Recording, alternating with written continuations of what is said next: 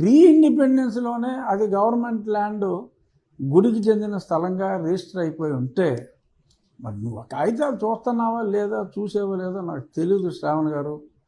కొంచెం మీ ఇంటి పేరులో జడ ఉంది కానీ మీరు వాడాల్సింది తల. ఆ తల వాడతలేదు. దయచేసి తల వాడండి, జడ వాడద్దు, తల వాడండి. కన్ఫ్యూజ్ చేయకండి జనాల్ని. సరే మ్యాటర్ వస్తే ఎప్పుడు వస్తే అప్పుడు చూసుకుంటాం. It is going to be unauthorized construction. ఉన్న దేవాలయం స్థలంలో, దేవాలయానికి సంబంధించిన స్థలంలో కట్టుకొనుటకు మళ్ళీ తిరిగి అనుమతులు అవసరం లేకపోయినప్పటికీ కూడా మీలాంటి కుహానా మేధావుల కోసం తిరిగి అన్నీ కూడా తీసుకుని పకడ్బందీగా రామాలయ నిర్మాణం కొనసాగుతుంది. మీలాంటి మరీచ సుబాహుల యజ్ఞాన్ని భగ్నం చేసే ప్రయత్నాలు ఎన్ని జరిగినప్పటికీ మళ్ళా చెప్తున్నా, శ్రీరాముని అండతో ఇటువంటి రాక్షస పన్నాగాలు చెల్లవు. రామభక్తులకు నా వినతి, ఖచ్చితంగా న్యాయం మన వైపు ఉంది. ఆ 2009 order is also in our favour. This is the temple land.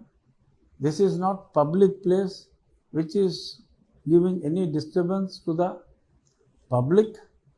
ఈ సందర్భంగా తెలియజేసేది ఏంటంటే, జడ శ్రావణ్ కుమార్ గారి ఈ రూల్ని రీట్రేట్ చేసినందువల్ల విజ్ఞులైన ప్రజలు మరి ఎక్కడెక్కడ దీనికి వైలేషన్లు ఉన్నాయి, మీ ప్రాంతాల్లో ఉన్న కొన్ని ప్రార్థనా మందిరాలు ఎక్కడున్నాయి అని కూడా చూసి ఈ 2009 ఆర్డర్ ప్రకారం అది వైలేషన్ అనుకుంటే, ఏది రోడ్డు పక్కన కాలవల పక్కన ఉంటే, మన ఏదో జడశ్రావణ అన్నాడు, ఓ ఎన్ని దేవాలయాలు ఉన్నాయో తెలుసు, ఎన్నో వేల దేవాలయాలు మీ ఊరిలోనే ఉన్నాయి అన్నాడు. ఉంటే చూసుకోవా, ఉంటే చూసుకో, వేసుకో, మీరు వేసుకోండి, వీళ్ళు వేసుకుంటారు, దానివల్ల ఇబ్బంది ఏమీ లేదు. ఎవరైనా సుప్రీంకోర్టు రూల్స్ ఫాలో అవ్వాల్సిందే.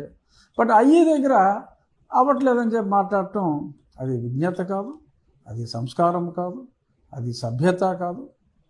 మరొక్కసారి రామభక్తులకి నా వినతి, జస్టిస్, న్యాయం, ధర్మం మన వైపు ఉన్నాయి.